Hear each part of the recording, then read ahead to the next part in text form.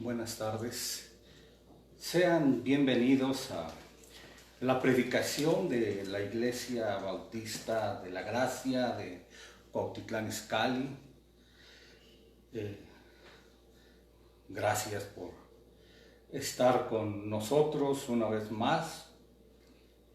Vamos a basar la predicación de este día en el libro de el profeta Jonás, y esta predicación tiene por título una invitación al arrepentimiento.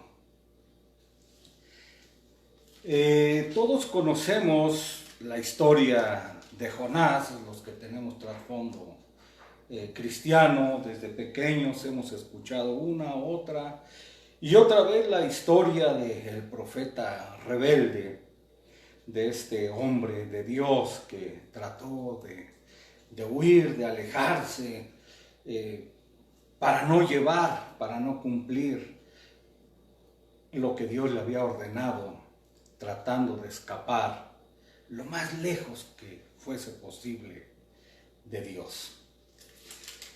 La historia de Jonás, la cual nos sirve de base para la predicación del día de hoy.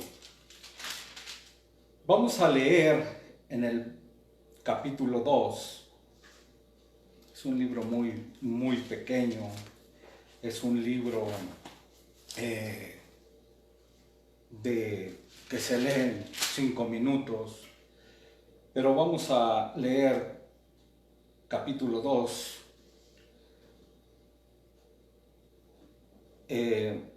Del 1 al 9. Mas Jehová había prevenido un gran pez que tragase a Jonás. Y estuvo Jonás en el vientre del pez 3 días y 3 noches. Y oró Jonás desde el vientre del pez a Jehová su Dios, y dijo: clamé de mi tribulación a Jehová, y él me oyó. Del vientre del sepulcro clamé, y mi voz oíste. Echásteme en lo profundo en medio de los mares, y rodeóme la corriente. Todas tus ondas y tus olas pasaron sobre mí. Y yo dije: echado soy delante de tus ojos, mas aún veré tu santo templo. Las aguas me rodearon hasta el alma, rodeóme el abismo. La ova se enredó en mi cabeza, descendí a las raíces de los montes, la tierra echó su cerradura sobre mí para siempre. Mas tú sacaste mi vida de la sepultura, oh Jehová, Dios mío. Cuando mi alma desfallecía, en mí acordéme de Jehová, y mi oración entró hasta ti en tu santo templo. Los que guardan las vanidades ilusorias, su misericordia abandonan. Yo empero con voz de alabanza te sacrificaré, pagaré lo que prometí. La salvación pertenece a Jehová. Vemos en esta parte de la historia de Jonás un hombre que había tenido que ser reprendido, disciplinado por Dios a causa de su rebeldía. Encontramos al profeta Jonás en el mar,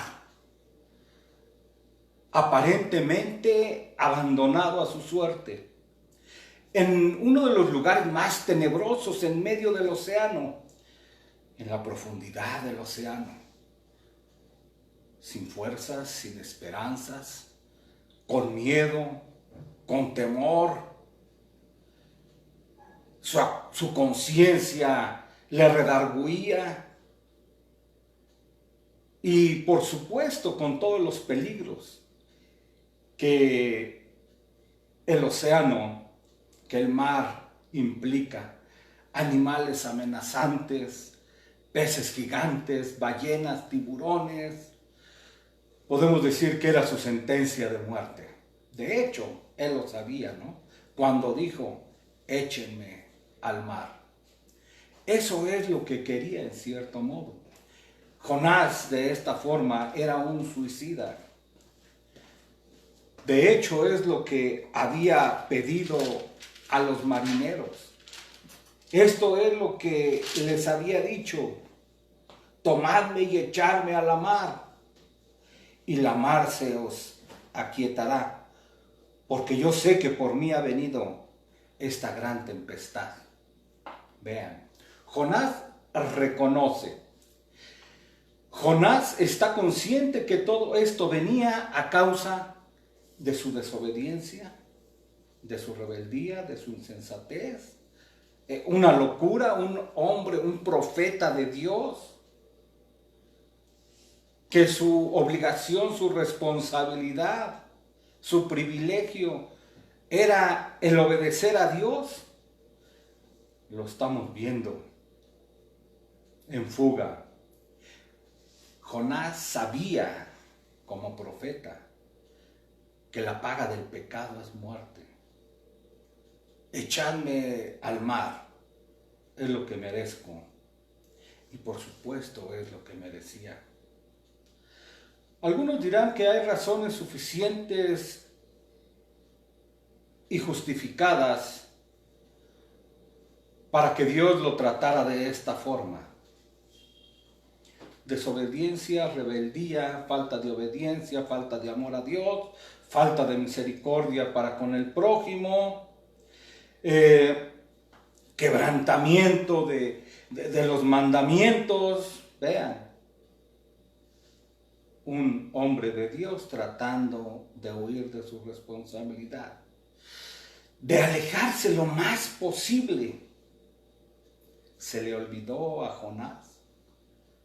Estamos diciendo, era un profeta. ¿A dónde huiré de tu presencia? Había olvidado el poder, los atributos de Dios. No. Lo que pasa es que cuando el pecado está de por medio, el hombre no piensa, se vuelve loco.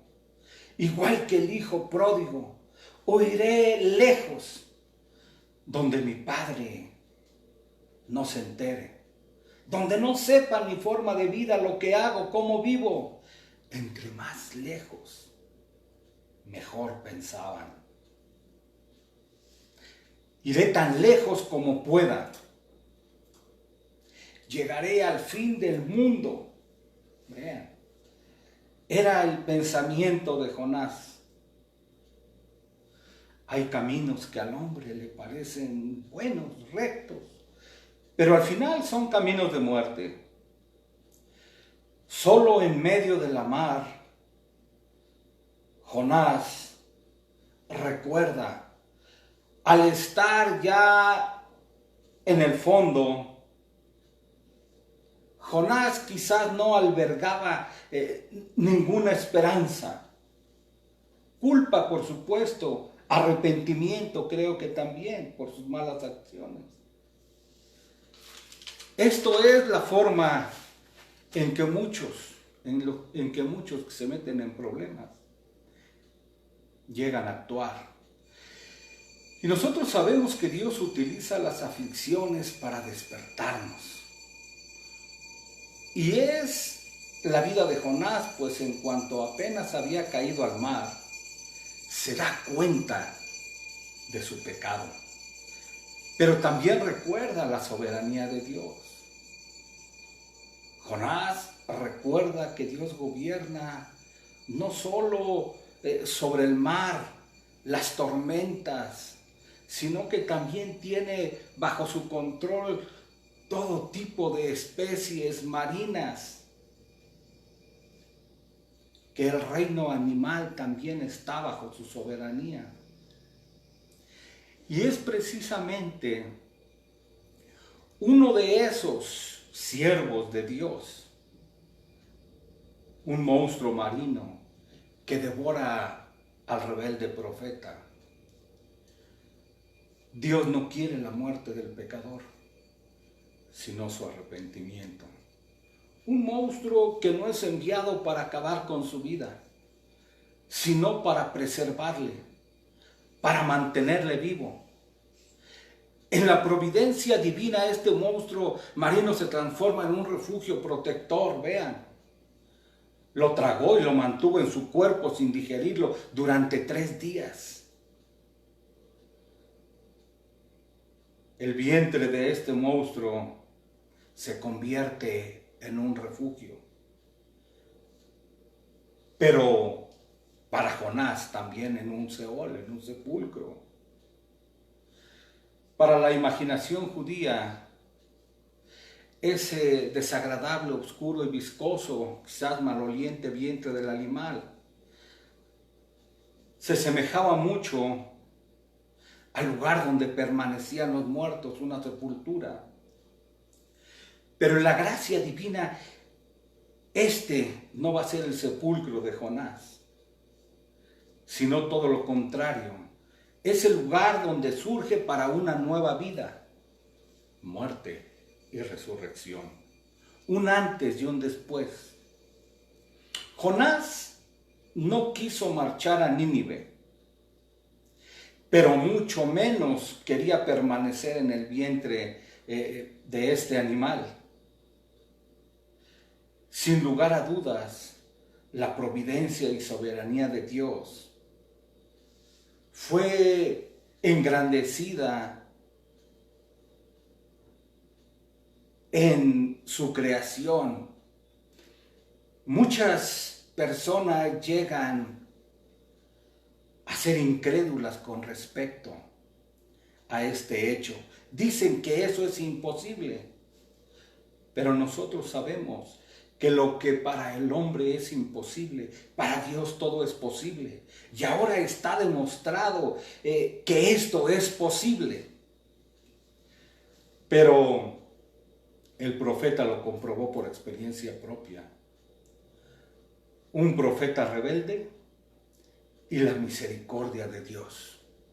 Un hombre que huye y Dios que le busca. Un hombre que desea la muerte y Dios que le da la vida. Esta es la historia de Jonás.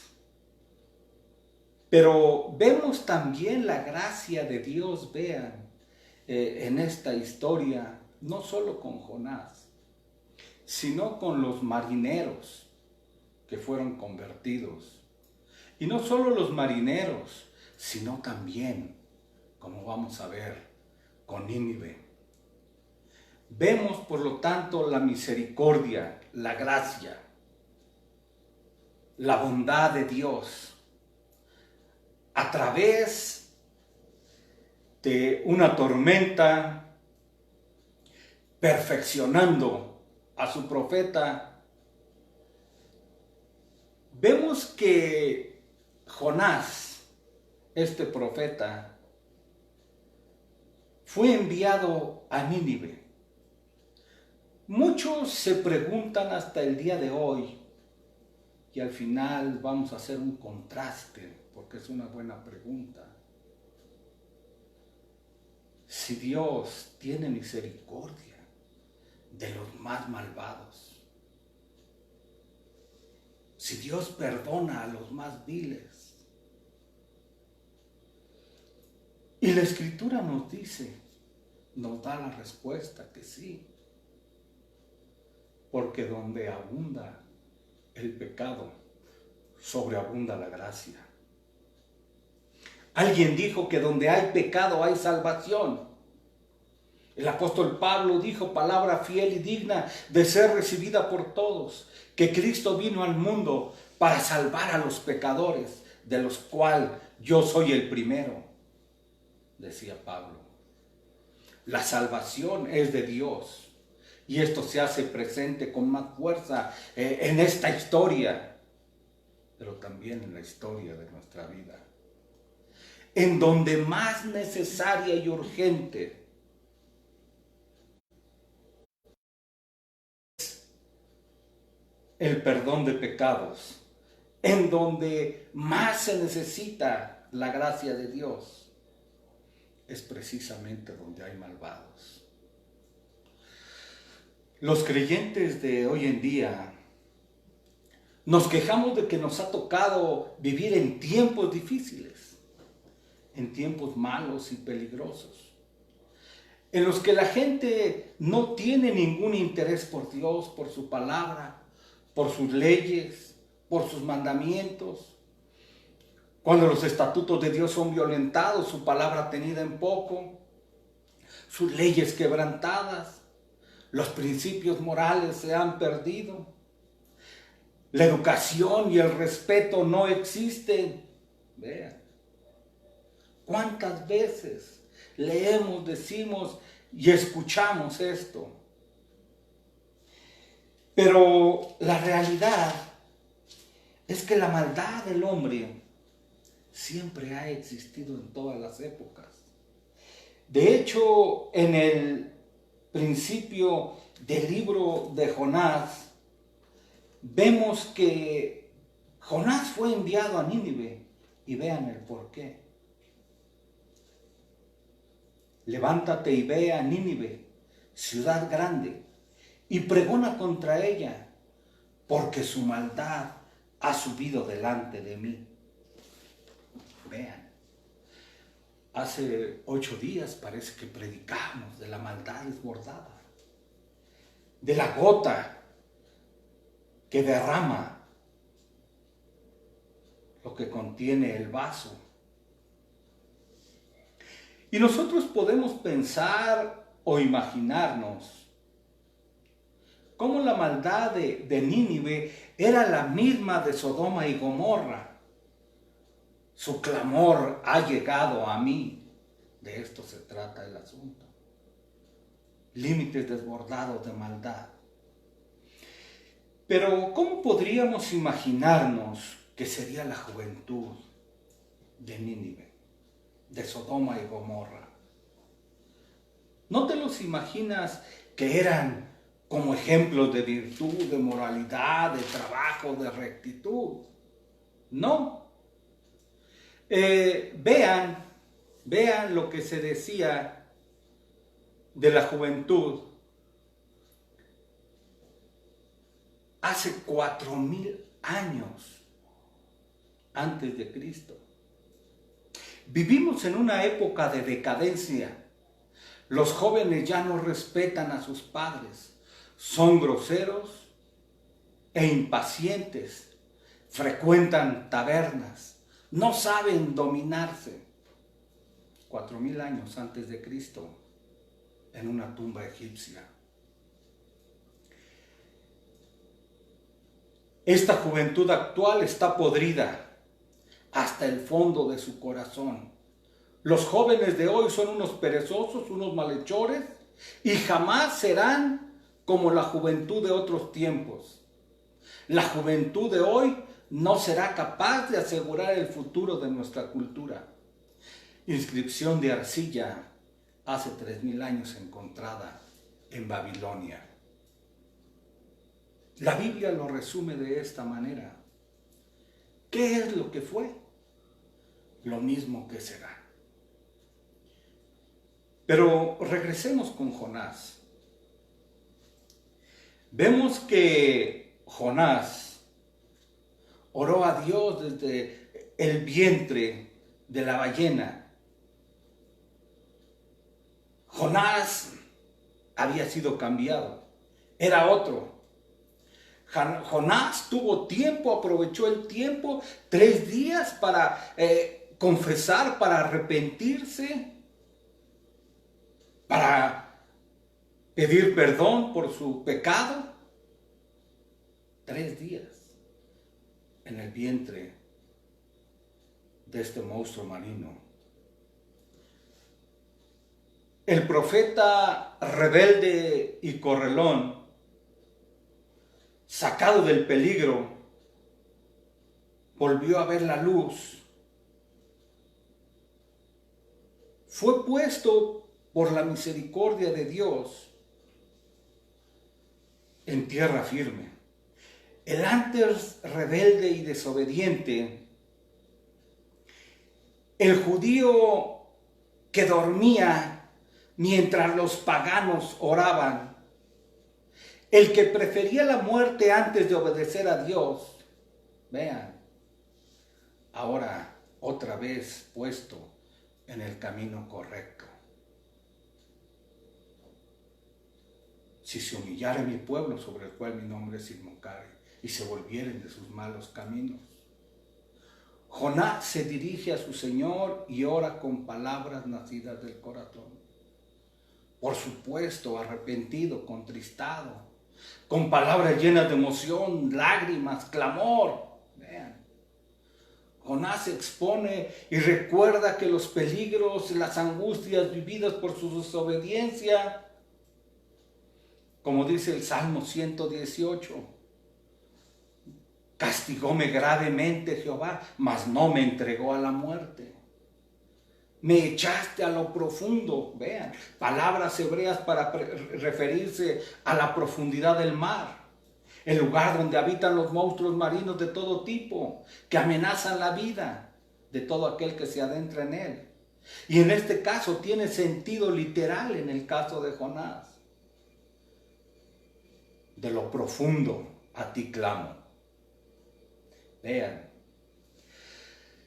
Jonás expresa en su oración la confianza, la gratitud por la salvación y renueva el compromiso con Dios. Jonás tiene, por la misericordia de Dios, una nueva oportunidad. Jonás estaba muerto y perdido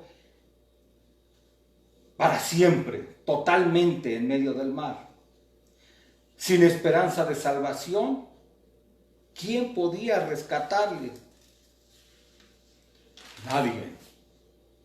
Había sido echado a lo profundo del mar, y vemos aún los marineros bragados, expertos en cuestiones marítimas, espantados, rogando, clamando a sus dioses, que no le contestaron, por supuesto.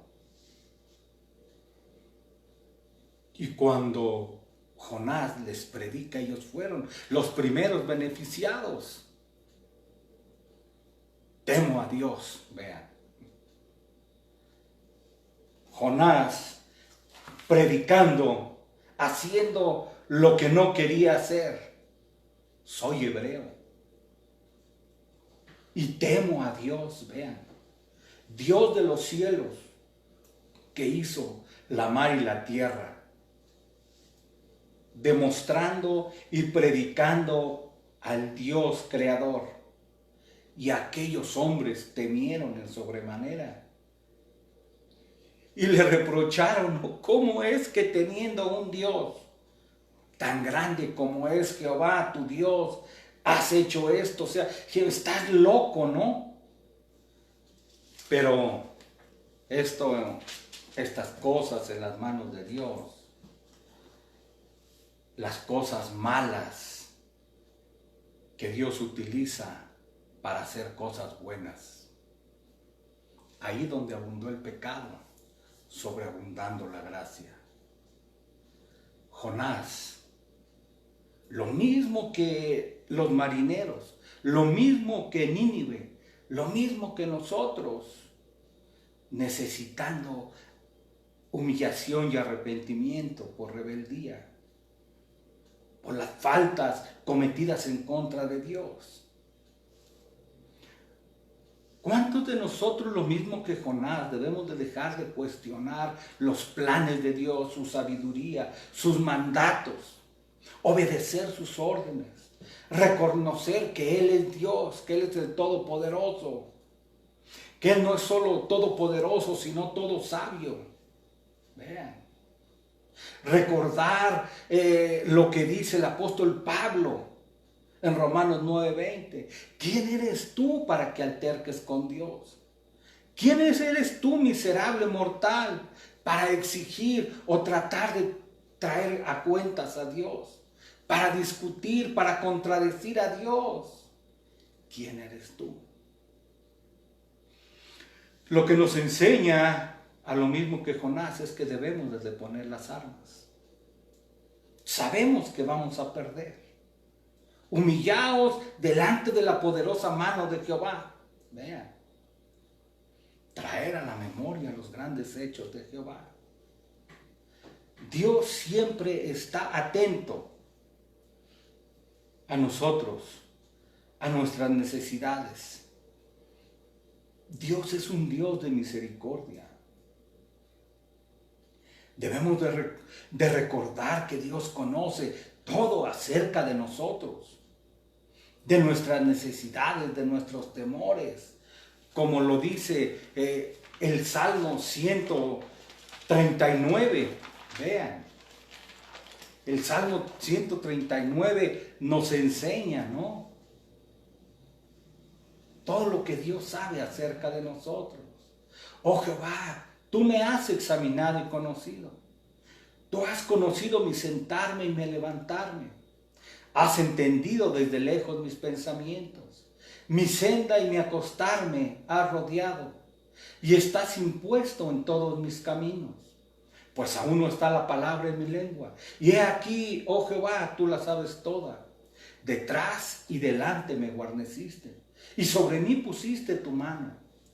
Más maravillosa es la ciencia que mi capacidad. Alta es, no puedo comprenderla. ¿A dónde me iré de tu espíritu? ¿Y a dónde huiré de tu presencia? Si subiera a los cielos, ahí estás tú. Y si en el abismo hiciere mi estrado, he aquí, ahí estás tú. Si tomare las alas del alba y habitare en el extremo del mar, aún ahí me guiará tu mano y me asirá tu diestra. Si dijere ciertamente las tinieblas me encubrirán, aún la noche resplandecerá tocante a mí. Aún las tinieblas no encubren de ti, y la noche resplandece como el día. Lo mismo te son las tinieblas que la luz, porque tú poseíste mis riñones, cubrísteme en el vientre de mi madre. Te alabaré porque formidables y maravillosas son tus obras. Estoy maravillado y mi alma lo conoce mucho. Vean, ahí estamos viendo todo lo que Dios conoce acerca de nosotros, aún desde antes de nuestro nacimiento. Mi embrión vieron tus ojos, y en tu libro estaban escritas todas aquellas cosas que luego fueron formadas sin faltar una de ellas. Vean, Dios conociéndonos desde antes. Bueno, Efesios 1 dice desde antes de la fundación del mundo, desde antes de nuestro nacimiento y de ser concebidos. Por lo tanto, lo que está diciendo es que el conocimiento de Dios es en muchísimo superior a lo que nosotros conocemos aún de nosotros mismos. Podemos ver entonces la humillación de Jonás. Y Jonás puesto de nuevo en el buen camino. Vean, por la misericordia de Dios. Dios nunca había dejado de ver a Jonás, de estar con él. De hecho, ahí está la misericordia. La resistencia de Jonás ha sido vencida por Dios, que ha utilizado la adversidad, los vientos, las olas, las tormentas, el pez, para llevar a Jonás donde le había mandado, donde debería de haber ido por voluntad propia. Vuelvo a decir, Jonás perdió el privilegio de obedecer a Dios voluntariamente. Fue necesaria la humillación, pero por supuesto, acompañada de la oración. Lo mismo podemos decir nosotros, todos los hijos de Dios, que sin oración no hay convicción de pecado y sin convicción no hay misión. Dice la Escritura que es menester que todos los que se acercan a Dios crean que le hay y que es galardonador de todos los que le buscan. Sin oración no es imposible identificarnos con la causa de Dios. Aquí quién oramos en nuestras oraciones si no estamos convencidos de este Dios? En el evangelismo, sin oración, ¿por qué oramos? Vean, no podemos mirar al mundo con la misma mirada de compasión y amor con que Dios amó al mundo. Vean. Y al ver a las multitudes, dice Mateo 9:36, el Señor tuvo misericordia de ellos porque estaban como ovejas sin pastor. Ahí está la bondad, la misericordia de Dios. El libro de Jonás expresa este amor, es lo que nos enseña. Tuvo misericordia. En el barco salvó a los marineros. En la vida de Jonás él mismo fue salvo. Y Nínive, también por la misericordia de Dios y su arrepentimiento, fueron salvados. Vean, ahora vemos sorprendentemente el por qué Jonás no había querido, por qué había huido. Vean, es algo tremendo. Sabía yo que eras clemente, compasivo, lento para la ira y grande en misericordia y bondad. Es lo mismo de Éxodo 34:6. Yo sabía, vean, que les ibas a perdonar. ¿Saben cuál era el problema de Jonás? Que no quería que Nínive fuera perdonada. Esto es de lo que se trataba todo el asunto. Vean, tan enojado estaba Jonás. Incluso después de ser salvado, alegó: Señor, ruego que me mates, porque mejor es la muerte que la vida. El reclamo que hacía: ahora, oh Jehová, ¿no es esto lo que yo decía aún estando en mi tierra? Por eso huí a Tarsis, porque yo sabía que tú eres un Dios clemente, piadoso, tardo para la ira y gran misericordia. ¿Qué es lo que estaba de por medio? Jonás se oponía, vean, Jonás se oponía a la misericordia de Dios. O se oponía a que la misericordia de Dios se hiciera extensiva ante quien a sus ojos eran totalmente indignos de misericordia. A Jonás ni a sus compatriotas les interesaba en lo mínimo que Nínive fuera destruida. Nínive para ellos les era totalmente no indiferente. Aborrecían al pueblo de Nínive. Creo que se alegrarían por el hecho de que estaban a punto de morir.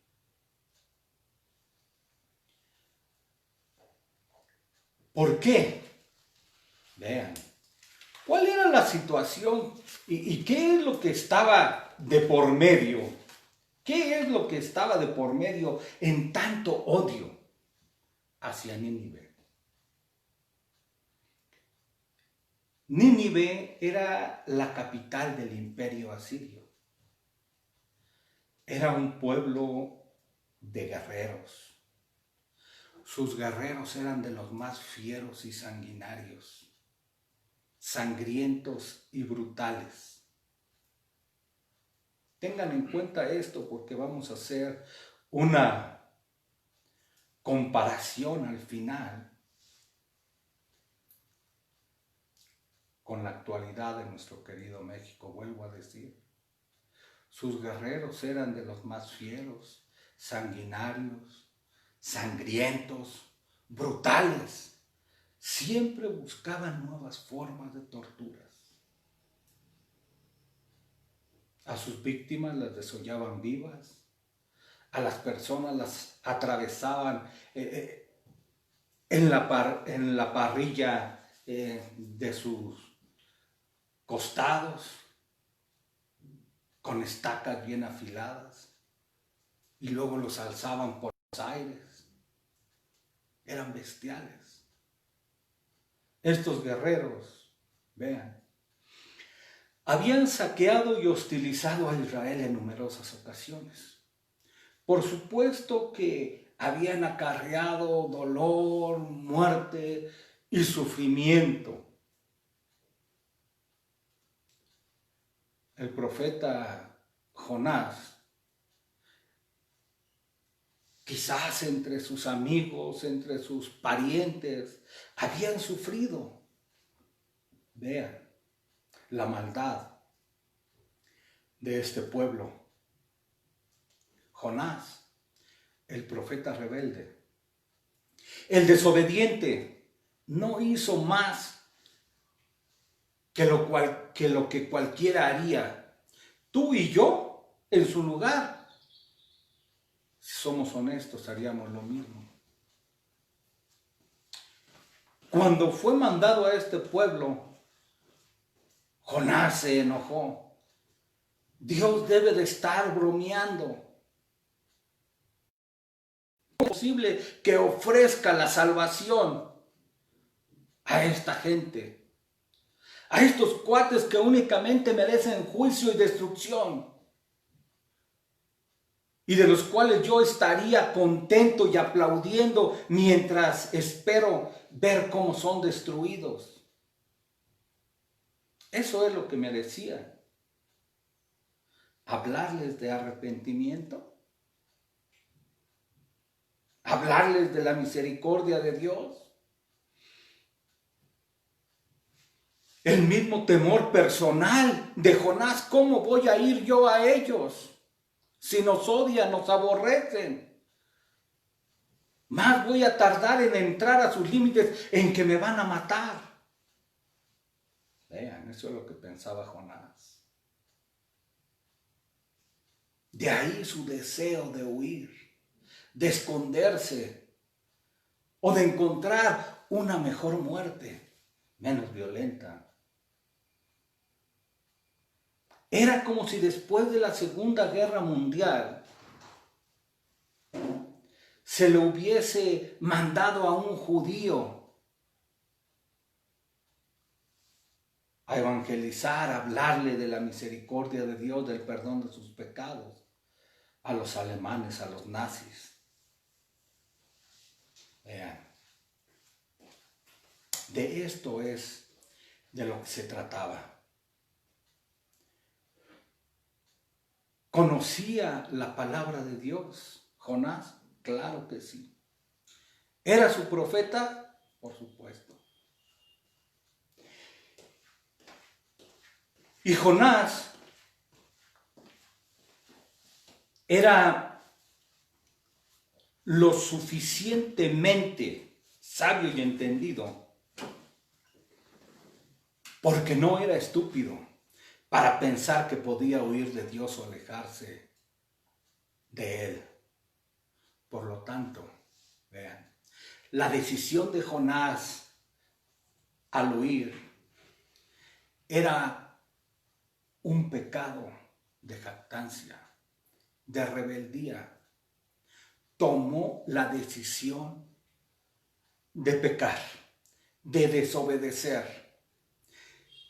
La Escritura nos dice, se levantó para huir, bajó, la palabra bajó, descendió a Jope, encontró un barco, pagó la tarifa, el boleto, para irse lo más lejos de Dios.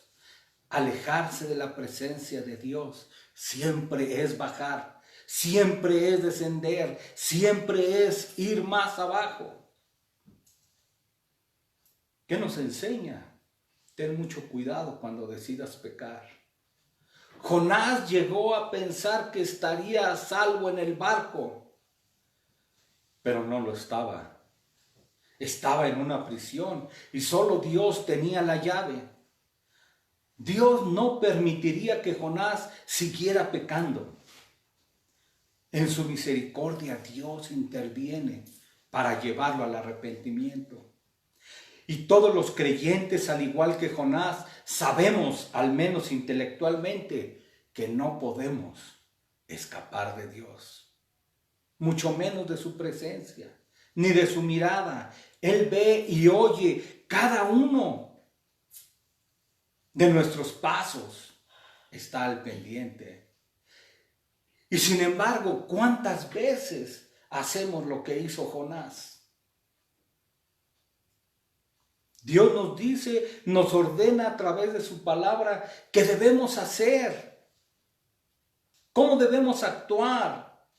Su palabra nos dice no robar, no mentir, no adulterar, no codiciar, no matar, no tener dioses ajenos, no a la idolatría, no a la ira, a la envidia, a la avaricia, a la soberbia, a la inmoralidad, a la pornografía, no al aborto, al homosexualismo, a la lujuria, a la violencia.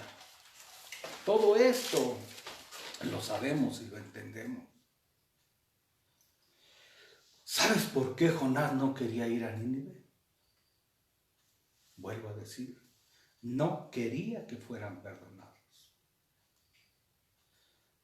Para Jonás, Nínive era un pueblo demasiado malvado. Ya lo vimos, era un pueblo pecador, sanguinario. Era un pueblo que había desafiado a Dios. Jonás en verdad odiaba a los asirios. Si Dios no destruía a Nínive, ¿qué clase de Dios? ¿Dónde está la justicia de Dios? ¿Dónde el pago y el castigo?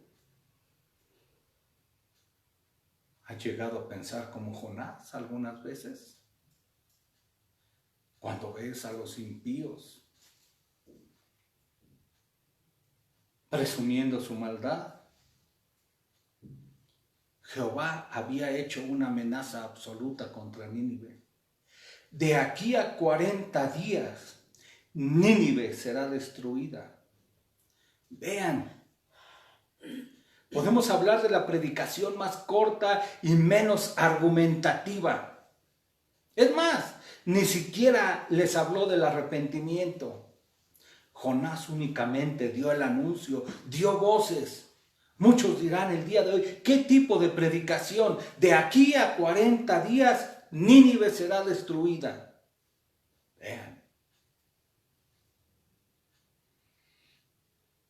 Pero en las manos de Dios,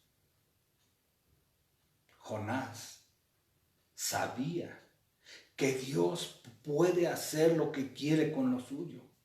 Sabía que Dios podría perdonar a Nínive. Y este era su motivo de enojo. Jonás estaba enojado, furioso.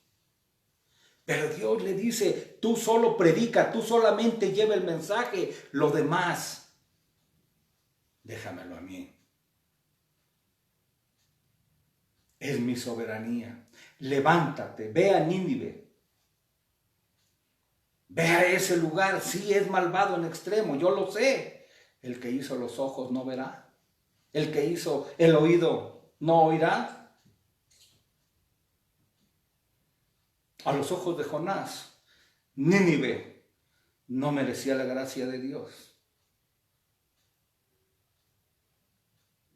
Podemos preguntarnos,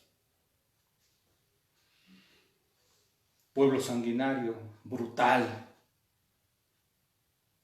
idólatra, malvado, corrupto.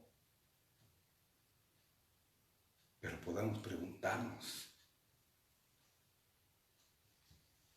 ¿más malvado y más sanguinario que nuestro querido México?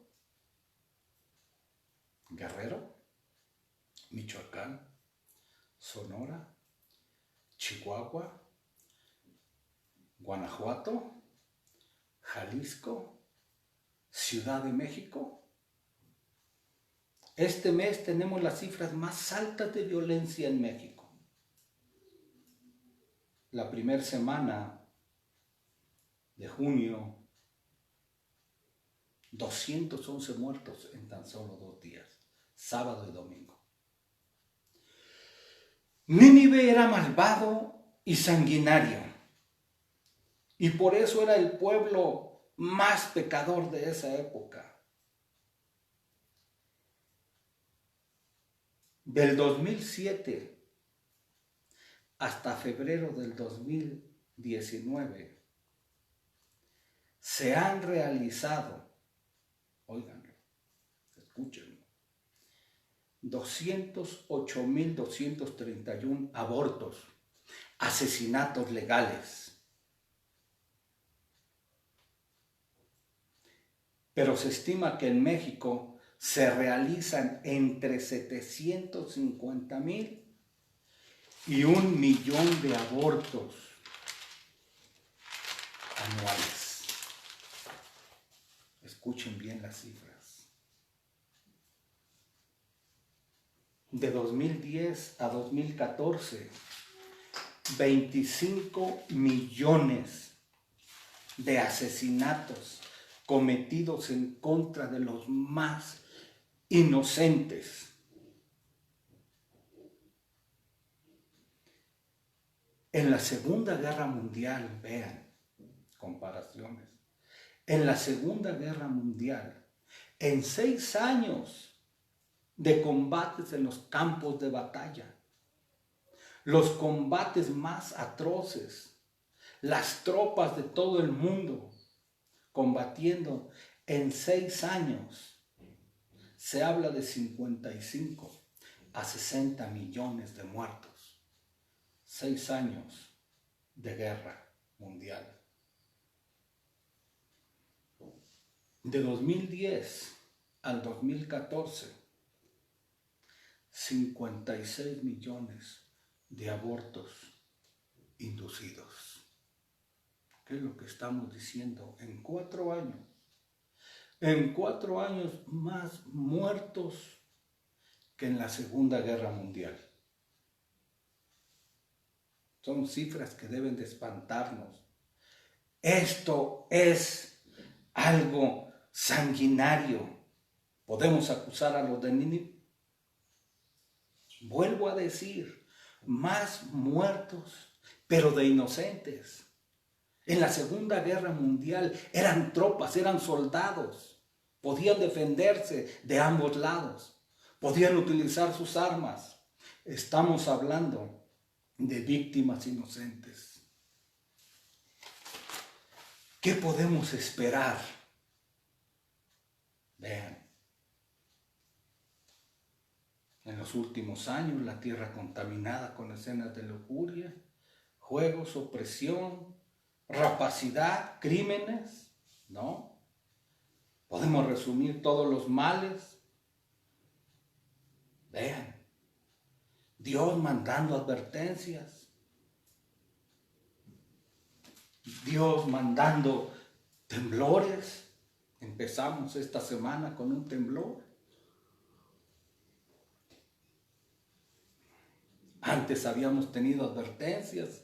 ¿Se acuerdan? La lluvia que fue mencionada en todos los medios de comunicación por los truenos.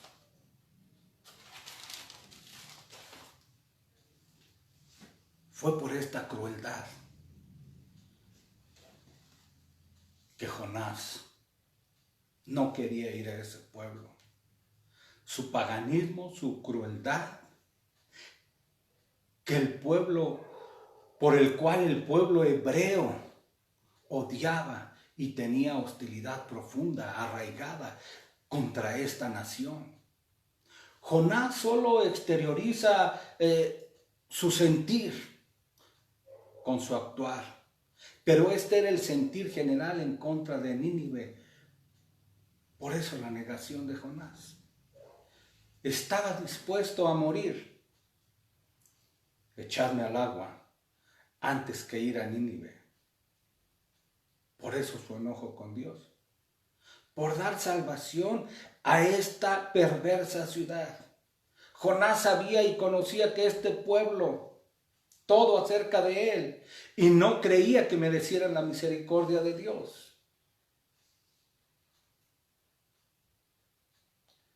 al hablar de este pueblo malvado. Podemos pensar en Jonás. Jonás merecía ser perdonado por Dios. Dios tenía y estaba obligado a tener misericordia de Jonás. ¿Nosotros merecemos la misericordia y la gracia de Dios? ¿Somos más dignos o tenemos más méritos? No, por supuesto que no. Jonás fue enviado a la ciudad más malvada de aquellos tiempos, la más conocida por su paganismo desenfreno. En el Antiguo Testamento fue Nínive, en el Nuevo Testamento era Corinto, en nuestro tiempo es México y el mundo. Cuando Dios envió a su profeta Jonás a Nínive, mostró misericordia a los malvados y al mismo tiempo reprendió a Israel por ignorarlos. Jonás, un profeta, tratando de huir de la presencia de Dios, tratando de alejarse de Nínive. Nínive, un pueblo alejado de Dios por su pecado. Y Cristo perdonando y quitando los pecados. Cuanto está lejos el oriente del occidente, hizo alejar de nosotros nuestras rebeliones. Como el Padre se compadece de los hijos, se compadece Jehová de los que le temen. Porque yo conozco su condición y se acuerda de que somos polvos.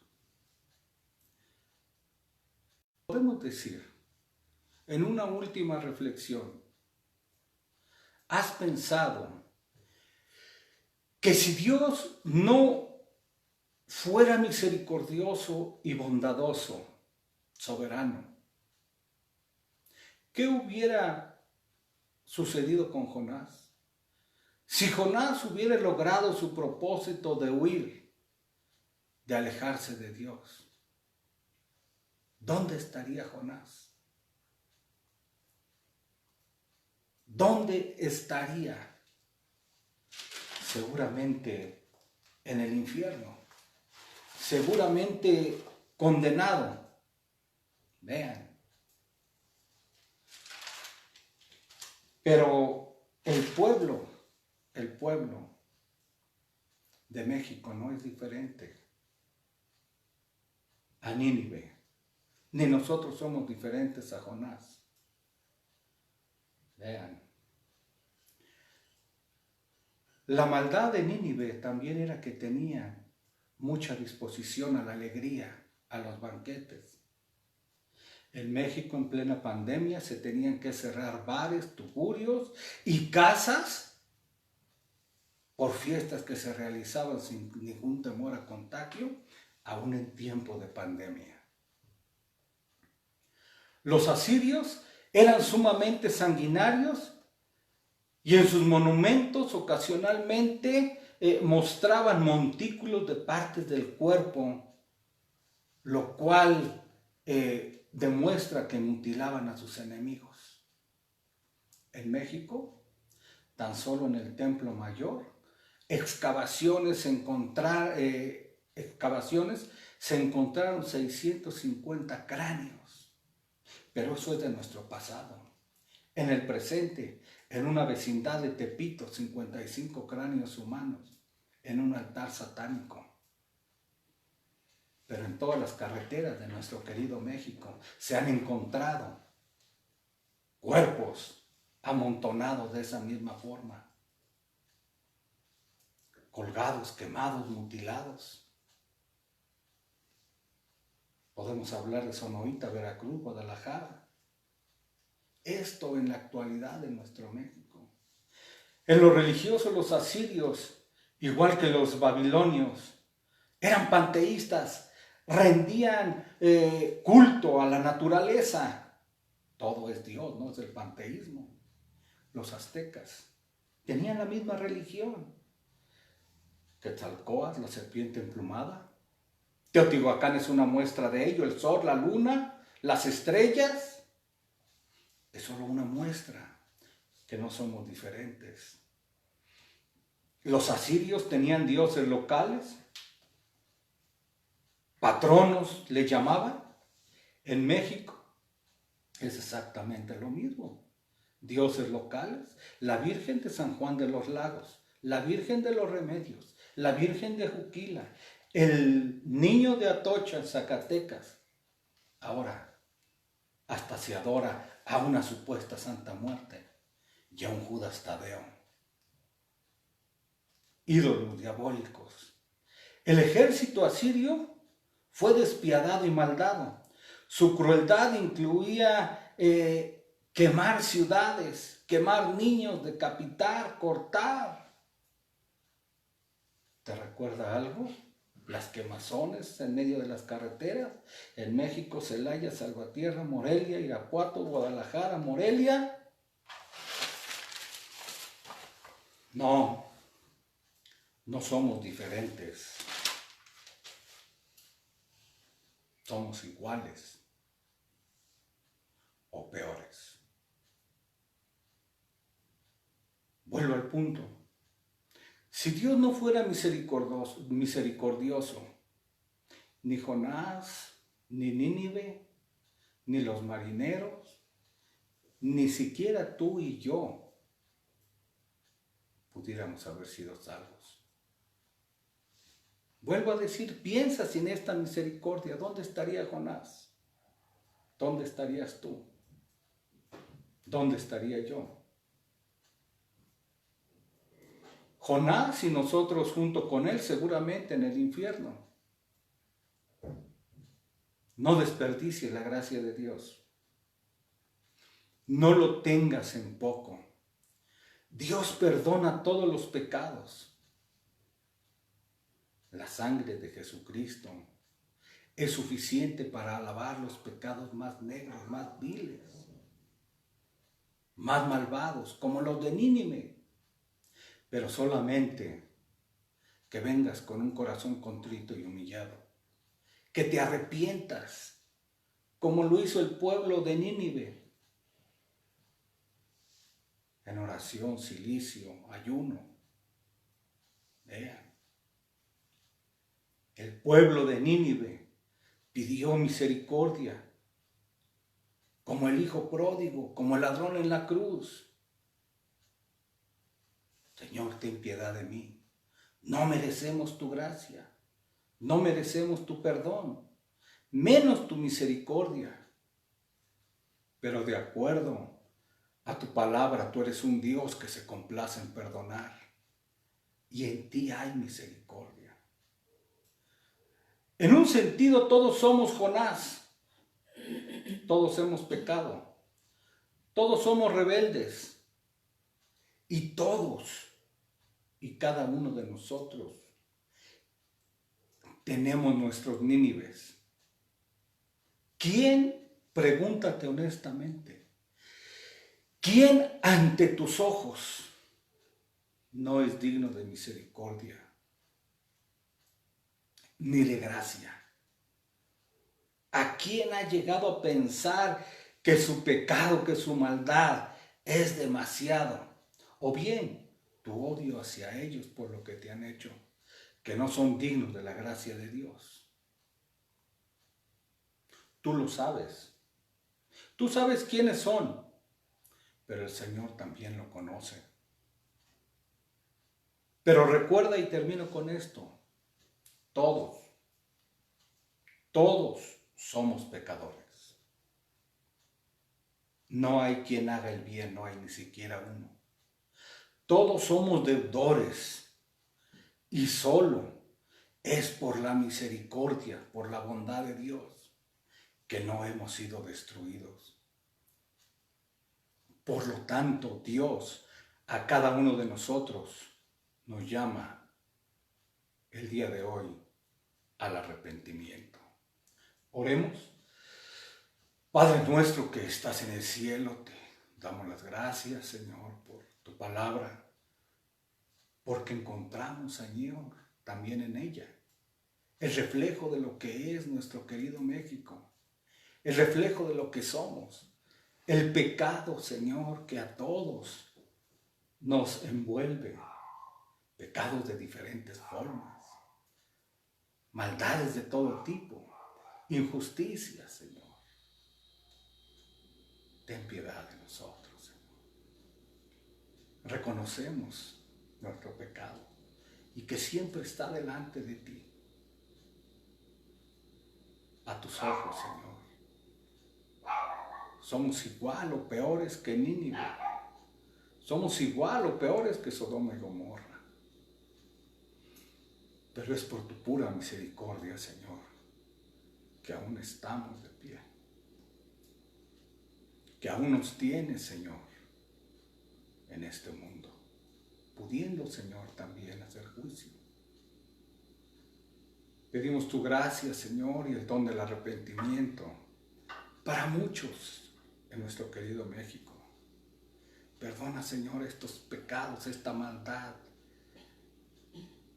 estos asesinatos, Señor, que se cometen impunemente ante tus ojos cada día.